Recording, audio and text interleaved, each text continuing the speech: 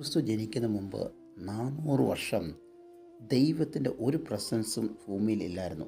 ആ സമയത്ത് മനുഷ്യർ ആകുലതയോടും പ്രയാസത്തോടും സങ്കടത്തോടും പ്രത്യേകിച്ച് ഭയത്തോടുമാണ് ഈ ഭൂമിയിൽ ജീവിച്ചിരുന്നത്. അതിനുശേഷമാണ് യേശുക്രിസ്തു ഈ ഭൂമിയിൽ വന്ന് ജനിക്കുന്നത്.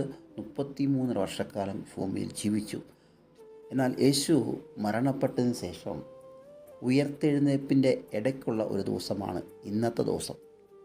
ദുഃഖശനി എന്ന് പറയാറുണ്ട്.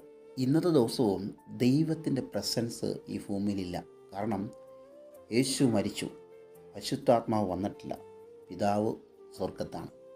ഭൂമിയിൽ ദൈവത്തിൻ്റെ പ്രസൻസ് ഇല്ലാത്ത ദിവസങ്ങളിൽ ബൈബിൾ നോക്കുകയാണെങ്കിൽ അതൊരു ഇരുണ്ട ദിവസമായിട്ട്, എന്നുവെച്ചാൽ മനുഷ്യൻ ഭയത്തിൽ ഭീതിയിൽ ജീവിക്കുന്നതായിട്ടാണ് കാണുവാനായിട്ട് കഴിയുന്നത്.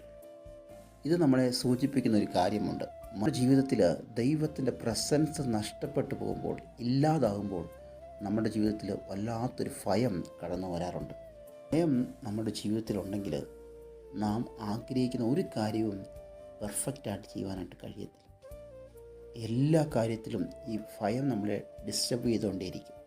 അവിടെ നോക്കുവാണെങ്കിൽ ശിഷ്യന്മാരിലെല്ലാവരും ഈ ഭയം വന്നിട്ട് എന്ത് ചെയ്യണമെന്നറിയാതെ, എവിടെ പോകണമെന്നറിയാതെ, എങ്ങനെ എൻ്റെ ജീവിതം ഇനി മുമ്പോട്ട് കൊണ്ടുപോകണമെന്നറിയാതെ അവരെല്ലാവരും സ്ട്രക്കായി നിൽക്കുന്നതായിട്ടാണ് കാണാൻ പറ്റുന്നത്.